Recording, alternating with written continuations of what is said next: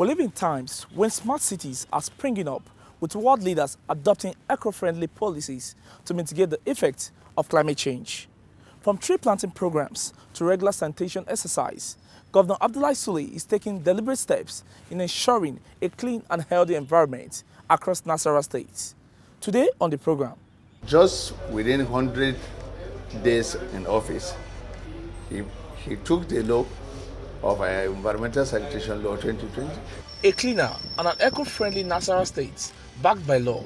I'm happy to announce to you that today, if you go, all the dates have been evacuated. The need to reduce, reuse, and recycle has become the norm in the state. The state has entered into a memorandum of understanding with a company, a recycling company. We'll take a look at how the dream to convert waste to wealth is shaping up. Our traditional rulers are taking it as serious as possible. They go out there every last Saturday. I see many times, most of these traditional rulers, especially Emir of Lafia. We'll also show you how Nasarawa State is tackling climate change and deforestation, one tree at a time.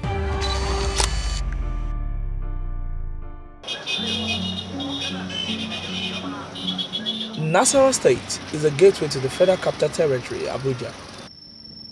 A sizable number of the working population of the nation's capital resides in the state.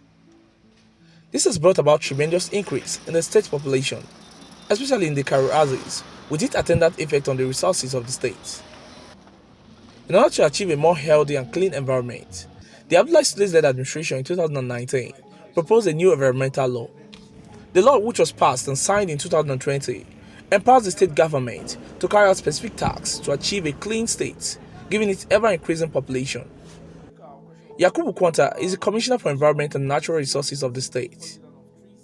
He tells us how the new law has enabled the state government to achieve its goals. In the last few months, Karu local government that have been bastardized by the indiscriminate dumping of refuse is now habitable for citizens of Nasarawa State. Last month, I was practically there myself, and all indigenous motorists were stopped, and we ensure that everybody clean his drainages, everybody maintain his environment so that we can all be free from diseases. Lafia Metropolis, there were a lot of drainages that were jam-packed with refugees. I'm happy to announce to you that today, if you go, all the dates have been evacuated. Just within 100 days in office, he took the law of Environmental Sanitation Law 2020 and then to the House, where they passed it through, and the law encapsulated most of the things that we are not before. You can see when you go through that before there was a heap of refuse everywhere, and scattered and being indiscriminately disposed of. Some are disposing it in the gutter, and some are using that method in order to at least defend the environment. The state government has also been backed by the law to enforce the monthly sanitation exercise. The environmental sanitation is also one of the major agenda of His Excellency Engineer Abdullahi Sule, that we are committed to keeping Nasarawa State clean. In the past 1 year, we have embarked on environmental sanitation at the end of every last Saturday of every month. We come out in marks with relevant stakeholders, environmental officers, security agencies, to come out in mass for 3 hours from 7 o'clock to 10 to make sure that all residents stays in their houses, clean their environment, and we have environmental officers that enter various houses to ensure that we have very, very good toilets, our environment are clean, shops are properly clean, drainages are evacuated accordingly to avoid floods and erosion and other dangerous water disasters. There's no month, no matter how is it, there's no month that we fire. We must do it, and we get it. And every day, the sanitation exercise is supposed to be everyday exercise. You need not anybody to tell you that you must bath, you must wash your clothes. No. We want people to change, and the attitudinal change of the people towards the environment. Public toilets have been constructed and routinely maintained by the state government to curb open defecation. His Excellency, one of his desired goals also is to end up the open defecation. And Nigeria is a treaty, science, and we want to end up open defecations by 2025. So good, the National State has started doing that. And that is why His Excellency has directed that all the local government chairmen should have at least public toilets, where those public toilets were built, and then a little charge is just based on the users, in which it is just 15 naira, just to tell you how it is. To go and ease yourself, to make yourself free, and sometimes if they find out that you are not even have the capacity of paying the 15 naira, they can leave you free to discharge your distance. And I think this is one of the agents that will at least carve out open defecations in Nigeria. The law also spells out penalty for defaulters. And I'm happy to tell you that I'm the Chief Prosecuting Officer of the state sanitation exercise. So we are prosecuting quite all right. Even now, today, we have just come from the field, then I entered into the office, and we make an arrest of 50 people. In order to bridge information gap and create awareness on the new environment law, the state government is embarking on massive sensitization across the state. That we have had engagement with the Emir of Lafia, we had engagement with other traditional councils, we have engagement with non-governmental organizations. Sensitization through media houses, jingle is being going around, sensitizing people the need to keep the environment very, very clean. And as I speak to you, there's a lot of reasonable compliance that people are key into this policy. We want people to change, and the attitudinal change of the people towards the environment. We should not force the environment and then later bring about, because 75% of diseases causing organisms are from poor environment. That is what I want to tell you. The modus operandi of the Ministry of Environment and its agencies in conducting the monthly sanitation has earned them accolades from the state governor. So we reintroduced that in Nasarawa State, and it's working. Our people have taken that very seriously. At the end of every month, the last Saturday of the month, we always go out there, we clean our environment. The Ministry of Environment is doing a fantastic job in that area, from the former commissioner all the way to this commissioner. Our traditional rulers have taken it as serious as possible. They go out there every last Saturday. I see many times, most of these traditional rulers, especially Emir of Lafia, taking the front league, Emir of Nasarawa and the rest of that, who are working very seriously and then supporting that. Abubakar Madaki is the managing director of the National Waste Management Authority. For him, the firm support of the governor has served as an energizer for the agency to carry out the onerous task of waste evacuation. The governor has been doing fantastic because he makes sure that our grants, most of our staff are casuals. These casual, we employ casuals, but now that the bill has been passed into law, we're prepared to see how some of them can be permanented. These officers are saddled with the responsibility of ensuring strict compliance to the new environmental law. These are professionals responsible for sanitary of business premises, abattoirs, and the rest of them, including residents. We took to the street to have first-hand knowledge of the hazardous but necessary process of waste collection and evacuation. Indeed, waste collection and evacuation is an everyday business. Something about the waste is that people will start dumping the waste when there is nobody, when the place is bush, gradually increase in population, the place cover up. And when the place cover up, people don't even think that since this place is being occupied by people now, we should avoid dumping waste. They will continue to dump waste there.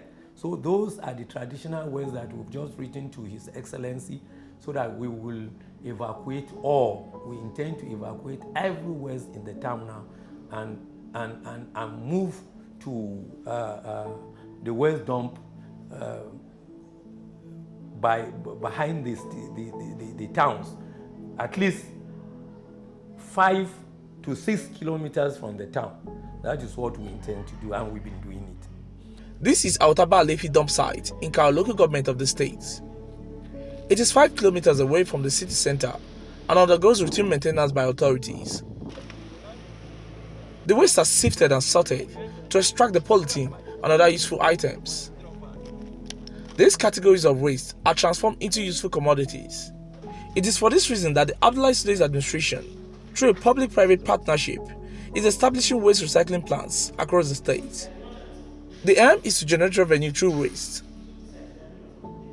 This recycling plant in Karo was established by the federal government, handed over to the state government, and operated by a private firm.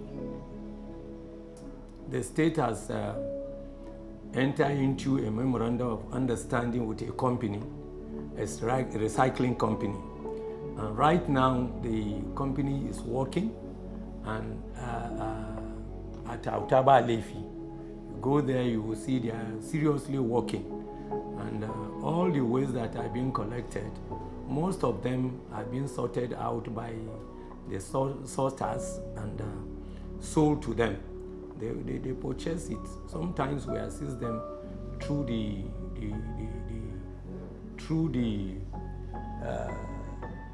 those people sorting the waste, and it gets to them. They agree with them on how much to pay, and they pay them. They collect the waste which they are using to recycling. We have another machine in Nasarawa whereby we're trying to transform wealth, the waste to wealth. In Nasarawa local government is undergoing construction. We have one in Karo, which is also working. We had one in Lafia, in Angweredi. We were about to engage a very competent hand to engage, to start working on that. So we're deploying a whole hand-on-deck approach to it, and His Excellency is giving us the necessary support to see that citizens comply and would live in a very good environment, an habitable environment for all citizens of Nasarawa State. The government, with the aid of the new law, is working on modalities to generate revenue through waste collection. A provision in the law that said if they do not pay, we should compel them. This waste manager pay now. When they are paid, they now pay tax to the government. You understand? You engage them as a waste manager. He collects his money from the residents, and he now pays the government some percentage as a tax. And that is what we have been doing. And so far we've engaged a lot of them, and we are working with them. And fantastic, you can see that we have less waste. As you are passing, you can see that there is less waste now in the streets because we don't allow that. To achieve a gas emission-free state, it recently placed a ban on the sales of charcoal. The indiscriminate falling of trees across the state was cited as a reason. You will recall that recently we have declared a ban on charcoal production in the state and indiscriminate falling of trees. We have charged our forest officers across the state to rise to the occasion. We have commissioned them to make sure that they arrest everybody that is falling down trees that is not properly lanced.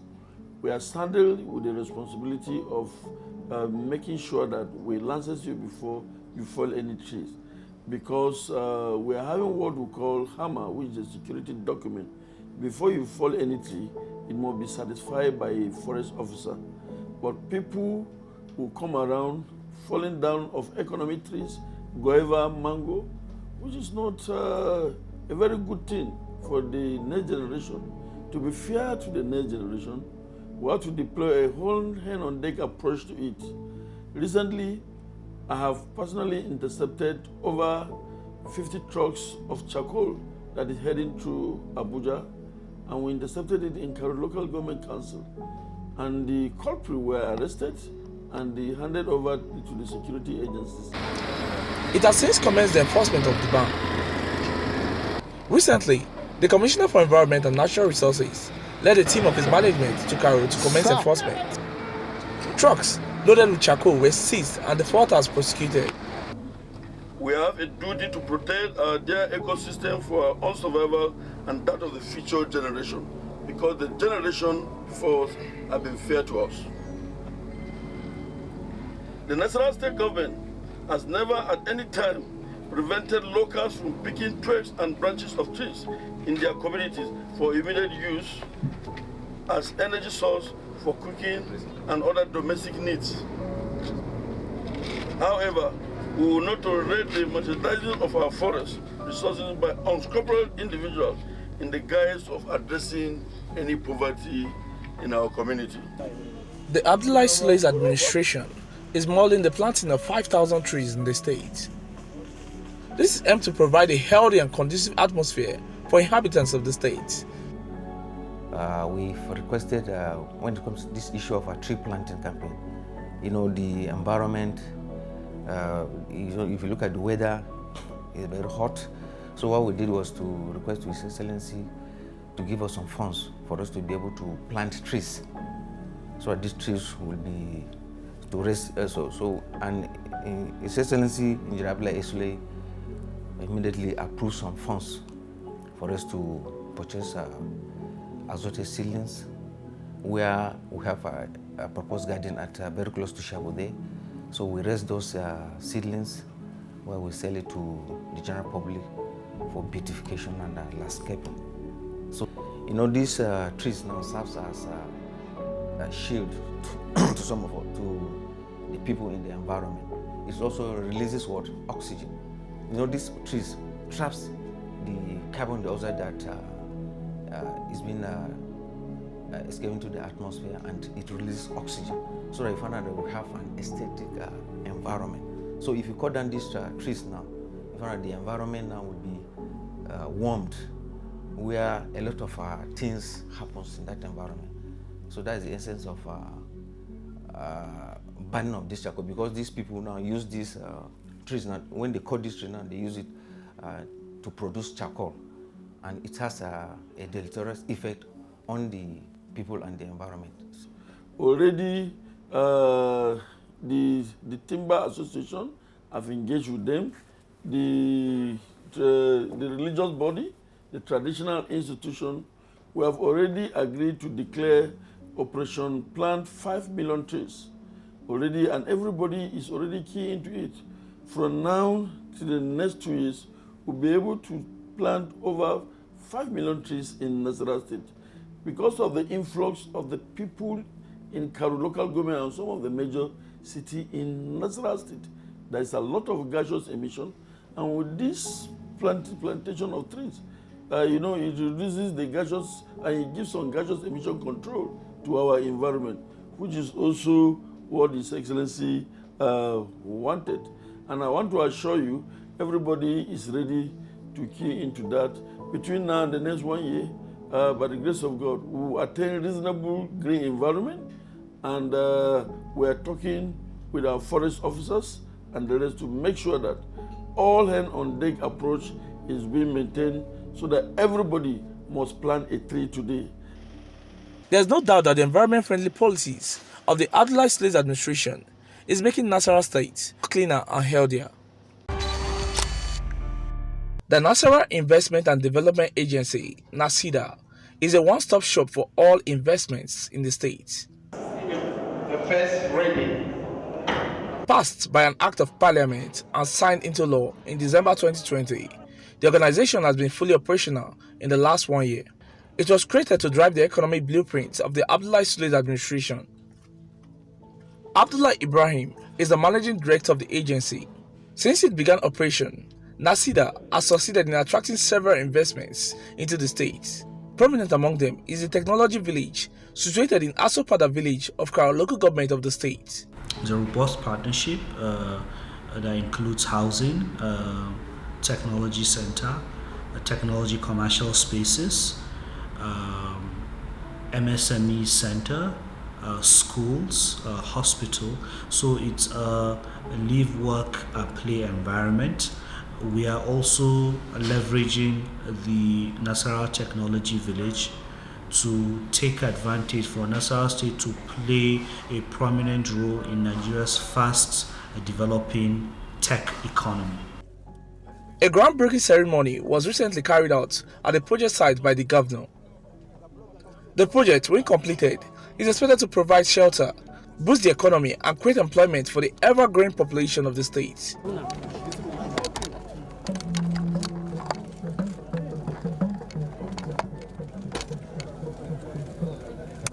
What we are trying to do here is to ensure that we don't take Nasarawa State money into this kind of project. Rather, we bring our own equities in various forms. And that is what we are doing in this PPP. We brought our various equities in here, and then we use the money from Taj Bank in order to develop it. Because that's what the wise men today do. The world has changed. Okay, well, it's a very huge project, as you know. We're looking at 2,000 units of housing. So automatically 2,000 families are going to get accommodation. And we have various categories from 1 bedroom to 2 bedroom.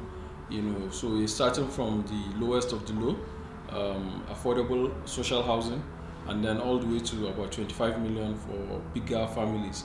So in terms of job creation, you're looking at not less than 50,000 direct jobs are going to be created from that activity, because for every one house you're building, you need more than 10 people, to construct that house. But one of the things that really struck my mind when I saw that is the idea that this is an administration that set out a plan in its economic development strategy that is not just sitting on the shelf. This plan is being implemented. And the more we see it of not just your typical agricultural investment, the more you see of His Excellency wanting to drag the state into the 21st century by creating a space for new companies, new generation ideas to incubate, which is what I believe the technology village is going to do. Again, is another hallmark of the sort of shifts that we have seen in Nasarawa over the last year.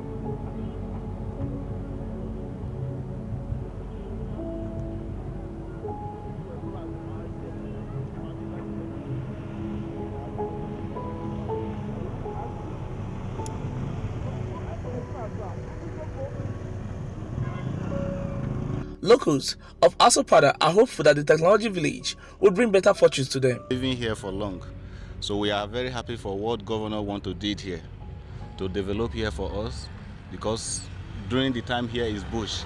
We have many challenges within these areas. Thief people around 8 o'clock, you can't pass here. 9, they will be robbing Okadas, killing Okadas inside bush here. So we thank God for him. If he can develop here for us, at least those things will not happen here again. So we thank God for His Excellency, our Governor, Nasarawa State, Alhaji A. Sule, for his project he has been doing. So we appreciate him. But me, I request him, whenever he want to develop here, get us our own chance where we go sit down. They take our own small money where we they take. Let it not pursue us from here, Gabadia, not all in all. Get our own chance, because we appreciate it. Even not without us, our children will come and partake the project he has been doing. No, in fact, as we are here for long, this way is a bush. That's number one. And then we are grateful because the place will become a developed area.